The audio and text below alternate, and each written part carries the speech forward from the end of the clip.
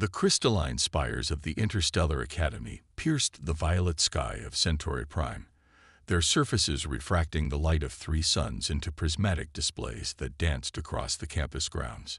Inside the quantum mechanics laboratory, Professor Nix's towering form cast long shadows across the sea of expectant faces before her. Her bioluminescent patterns pulsed with a deep purple intensity that her students had learned to associate with momentous announcements. The laboratory itself was a marvel of alien engineering. Reality engines hummed in the background, quantum computers processed calculations in real time, and holographic displays showed the intricate dance of subatomic particles in stunning detail. Among the assembled students, Sarah Chen sat quietly at her workstation, her dark eyes reflecting the shimmer of the holographic displays.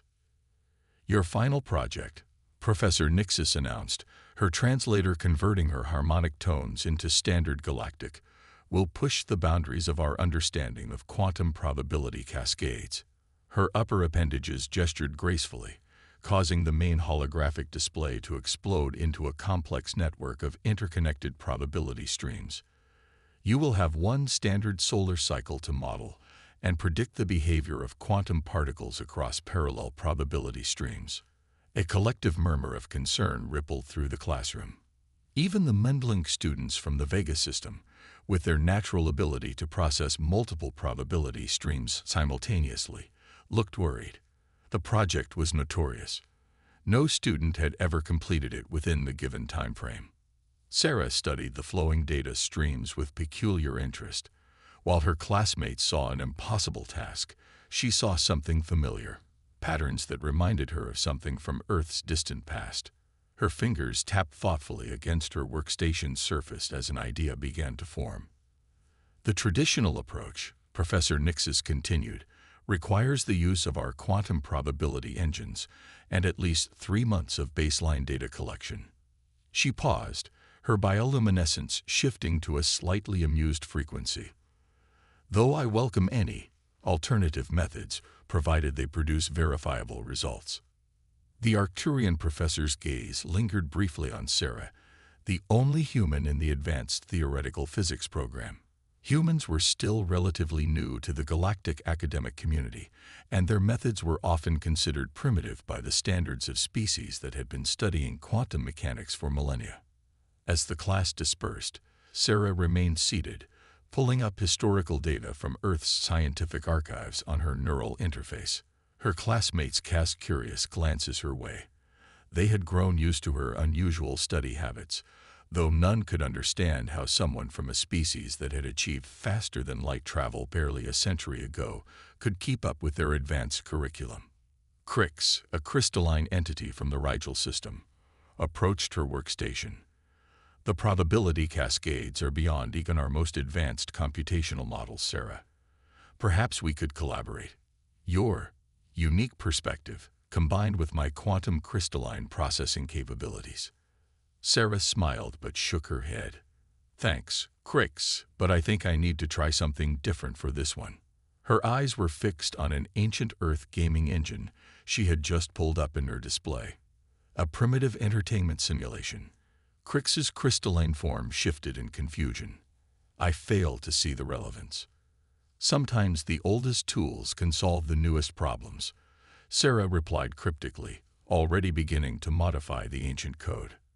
As the laboratory emptied, Professor Nixis observed the human student with growing interest. Throughout her centuries of teaching, she had learned to recognize the spark of genuine innovation. That moment when a student saw beyond the conventional approach to glimpse something truly revolutionary. The professor's patterns pulsed with anticipation. Perhaps this cycle's project would prove more interesting than she had anticipated. The next few days saw the Interstellar Academy's quantum computing hub running at maximum capacity. Students from a dozen different species had booked every available quantum engine, their complex probability calculations consuming massive amounts of processing power. The air hummed with the sound of cooling systems struggling to keep up with the computational load. Sarah Chen, however, hadn't reserved any time on the quantum engines. Instead, she sat cross-legged in her dormitory pod, surrounded by holographic displays showing what appeared to be ancient Earth video games. The walls of her pod reflected the soft blue glow of the displays, creating an almost meditative atmosphere. Her neural interface was connected to the Academy's historical archives, pulling data from centuries-old gaming physics engines. On one screen, a primitive simulation showed particles bouncing off each other in what looked like a crude approximation of molecular interaction. On another, thousands of small dots moved in complex patterns, following simple rules that somehow produced eerily accurate quantum probability patterns. A gentle chime announced a visitor. The door slid open to reveal Professor Nixis, her bioluminescent patterns dimmed to a respectful glow. "Student Chen," she harmonized, "I notice you haven't requested any quantum engine time." Sarah gestured to her displays. "I'm taking a different approach, Professor. These are physics engines from Earth's early digital age. They're simple, but they have something interesting in common with quantum probability cascades." Nixis moved closer, her tall form casting shifting shadows across the displays. Her multiple eyes focused on the primitive simulations with obvious skepticism. "These appear to be entertainment programs." "They are," Sarah agreed, pulling up another simulation. "But look at this. Early game developers had to solve a similar problem to what we're facing. They needed to predict the behavior of thousands of interactive elements in real time with limited computing power." The professor's patterns shifted to a frequency indicating deep thought. "The scale is vastly different.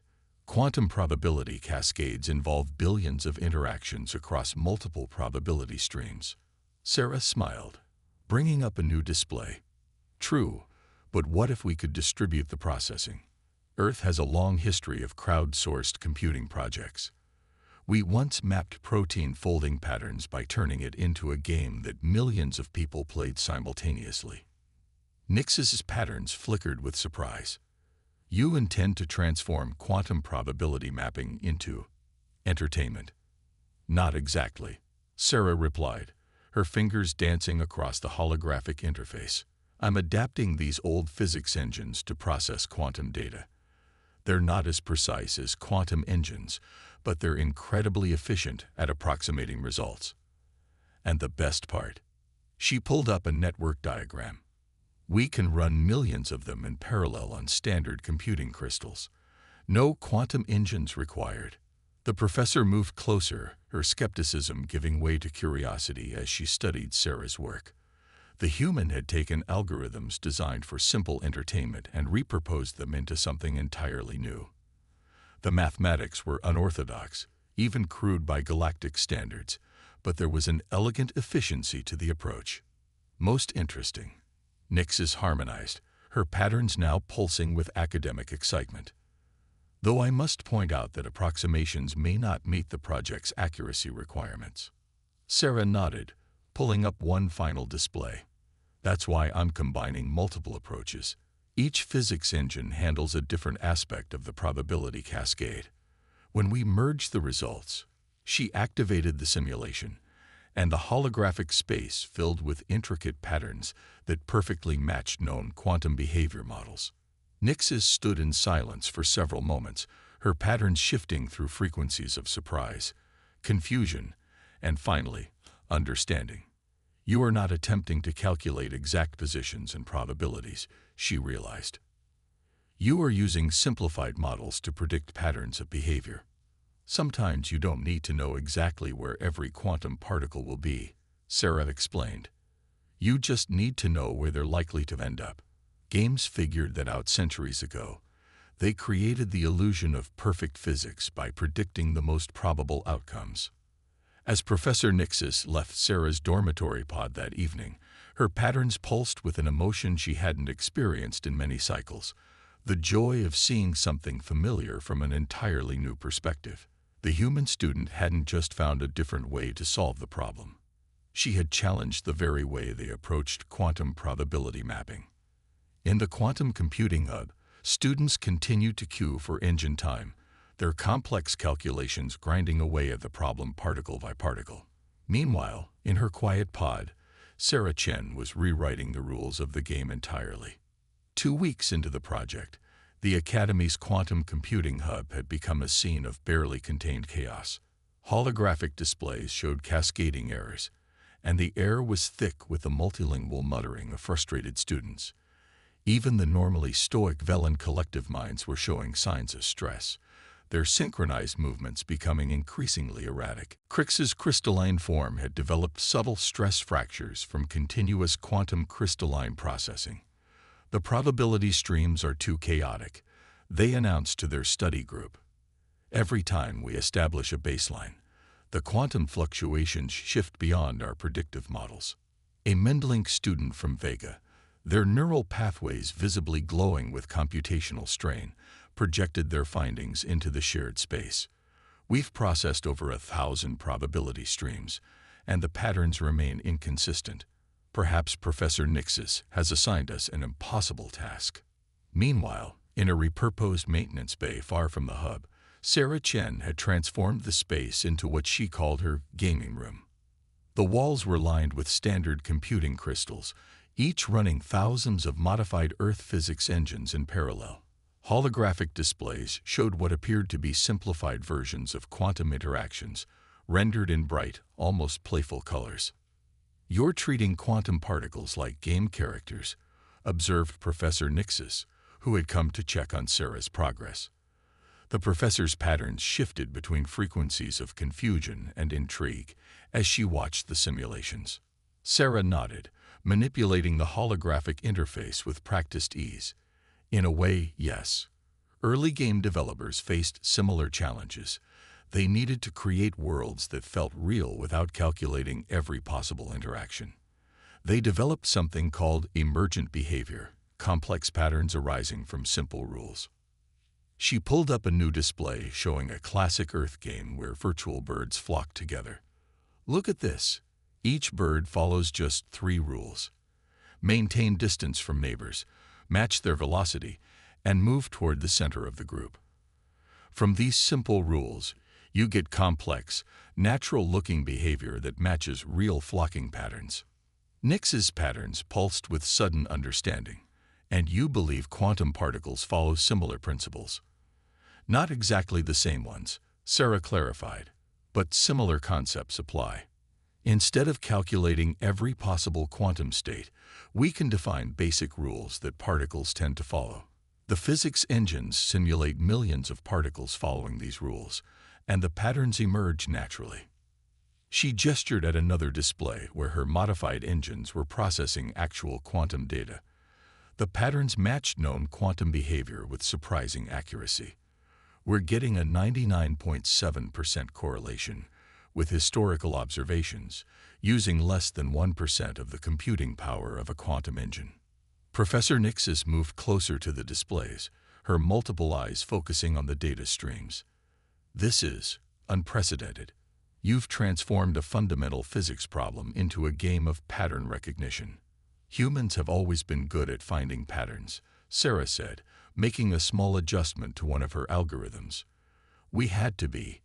We didn't have advanced technology for most of our history. We learned to understand complex systems by observing, simplifying, and finding the underlying rules." The professor's patterns shifted to a frequency indicating deep contemplation. "Your species achieved faster than light travel barely a century ago, yet you approach quantum mechanics with such intuitive understanding." Sarah smiled, remembering something her grandmother used to say. "Sometimes being new to a field is an advantage. We don't have centuries of established methods holding us back. We're free to try crazy ideas, like using game physics to solve quantum problems." A soft chime indicated that another simulation cycle had completed. The results appeared in the air between them. A perfect prediction of quantum probability cascades across multiple streams, achieved through methods that would have been considered absurdly primitive by galactic standards. "The universe doesn't care how elegant our mathematics are," Sarah said, watching the patterns flow. "It only cares about results." As Professor Nixis left the maintenance bay, her patterns cycling through frequencies of amazement and revelation, she realized she was witnessing more than just an innovative solution to a difficult problem. She was seeing the future of galactic science, a future where human creativity and alien technology could combine to unlock new realms of possibility. In the quantum computing hub, students continued their grueling calculations, unaware that in a simple maintenance bay, Sarah Chen had already found the answer. Not by following the established path, but by daring to play the game by her own rules. The grand lecture hall of the Interstellar Academy fell silent as Sarah Chen took her place at the presentation podium. The amphitheater's curved walls, designed to amplify and enhance neural transmissions from a dozen different species, seemed to hold their breath. 3 weeks had passed since the assignment was given, less than a quarter of the allocated time. The hall was packed. Word had spread about the human students' unorthodox approach, drawing curious faculty members and students from other departments. Even the Academy's board of directors had assembled in their private observation booth, their various sensory organs focused intently on the small human figure below. Professor Nixis sat in the front row, her bioluminescent patterns carefully neutral. Behind her, Sarah's classmates watched with a mixture of skepticism and curiosity. Most of them were still struggling with their initial quantum calculations, yet here was the human, claiming to have solved the entire problem using modified entertainment software. Distinguished faculty, honored colleagues, Sarah began, her voice steady despite the pressure. Today I present a new approach to quantum probability mapping, inspired by Earth's early digital entertainment industry. A ripple of confused murmuring swept through the audience. Several crystalline beings shifted their lattice structure in what passed for surprised laughter. Sarah ignored them, activating her holographic display. The air above the podium erupted with swirling patterns of light, showing both traditional quantum probability maps and her game engine simulations side by side. Traditional quantum mapping, she continued, attempts to calculate exact positions and states of particles across probability streams. It's precise but incredibly resource-intensive.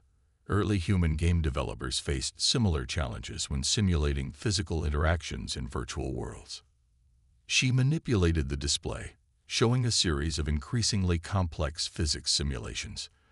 They developed methods to approximate reality without calculating every possible interaction. These methods were crude but incredibly efficient, and they revealed something fundamental about how complex systems behave. A Velen collective mind in the third row raised their synchronized appendages. Are you suggesting we replace quantum precision with approximations based on primitive entertainment? Sarah smiled. Not replace. Enhance. She expanded the display, showing her modified engine at work.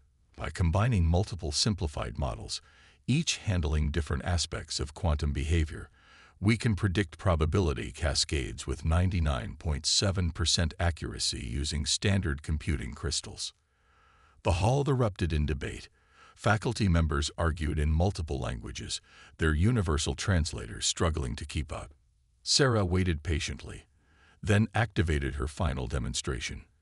The holographic space filled with a real-time simulation of quantum probability streams, perfectly matching the patterns observed in nature. This isn't just theoretical, she explained over the commotion. I've been running these simulations for 2 weeks, predicting quantum behavior across all 25 test regions. The results have been independently verified by the Academy's quantum monitoring stations. Professor Nixis rose from her seat, her patterns pulsing with academic excitement. Student Chen has indeed achieved something remarkable. Her methods, while unconventional, have produced results that match our most advanced quantum engines, at a fraction of the computational cost. The board of directors leaned forward in their observation booth, their collective attention intense. One of them, an ancient energy being known for their conservative views on academic methodology, manifested a communication tendril. This challenges centuries of established quantum theory. No, Sarah corrected respectfully. It offers a new perspective on it. The underlying physics hasn't changed. We're just looking at it differently. Sometimes the best way to understand a complex system is to step back and observe its patterns rather than trying to calculate every detail. She gestured to her display, where quantum particles danced in perfect harmony with her predictions. Human history is full of examples where simple solutions were overlooked in favor of complex ones. We learned to fly by watching birds, not by calculating every aspect of aerodynamics. We learned to build structures by observing natural formations, not by solving differential equations. The energy beings form flickered thoughtfully. And now you propose we can better understand quantum mechanics by playing games, by thinking like game developers, Sarah clarified, by finding elegant, efficient solutions that work in practice, even if they don't fit our preconceptions of how they should work. As the presentation concluded, the hall buzzed with excited discussion. Students were already pulling up information about Earth's gaming history on their neural interfaces, while faculty members debated the implications of Sarah's approach for other fields of study. Professor Nixis watched her human student field questions from excited colleagues, her pattern cycling through frequencies of pride and amusement. In trying to solve one quantum mechanics problem, Sarah Chen had inadvertently challenged the entire galactic academic establishment's approach to problem solving. 6 months after Sarah Chen's revolutionary presentation, the Interstellar Academy had undergone a subtle but profound transformation. The quantum computing hub, once crowded with students fighting for engine time, now housed a curious mix of traditional quantum processors and standard computing crystals running modified Earth-inspired physics engines. Professor Nixis stood at her familiar podium in the Grand Lecture Hall, but today she wasn't alone. Sarah Chen stood beside her, no longer a student but a newly appointed research fellow.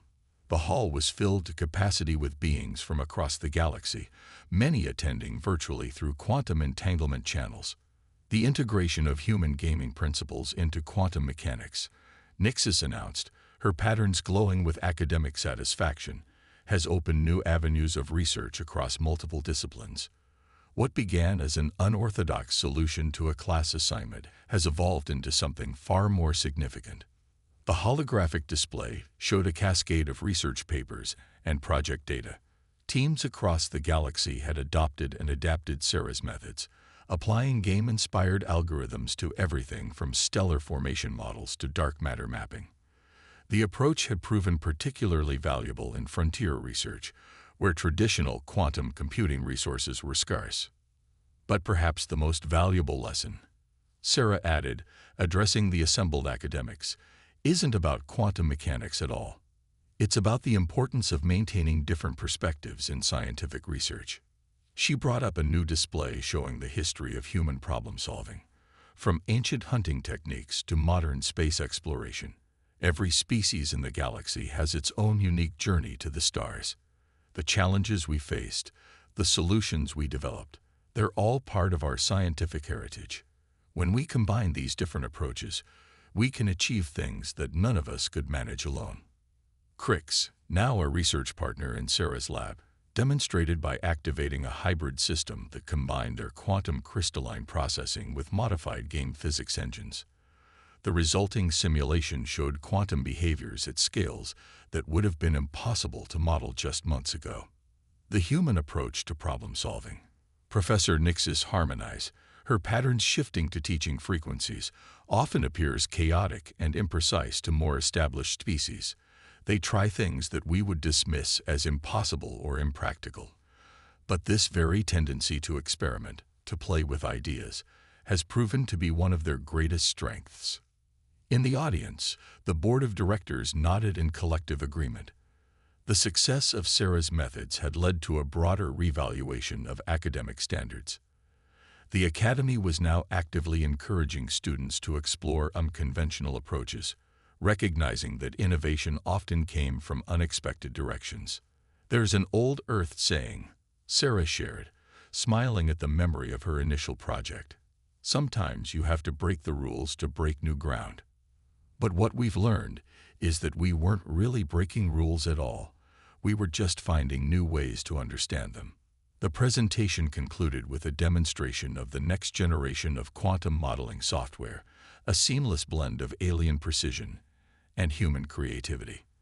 As the audience dispersed, discussing the implications for their own research, Professor Nixis turned to her former student. When I assigned that project, she admitted, her patterns showing amusement, I expected it would take a full year of careful calculation and analysis. I never imagined someone would solve it by thinking like a game developer. Sarah laughed. Sometimes the best solutions come from looking at old problems with new eyes. Humans might be newcomers to galactic science, but we bring something valuable to the table: our ability to think differently.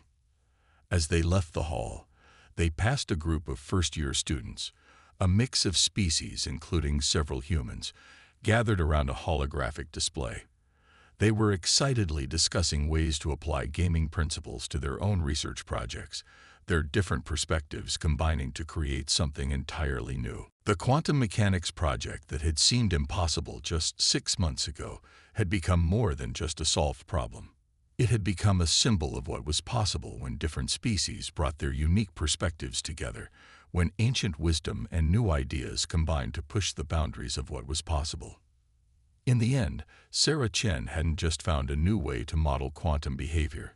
She had helped bridge the gap between human creativity and alien technology, between playing games and unraveling the mysteries of the universe. And in doing so, she had reminded the galactic academic community of something they had nearly forgotten.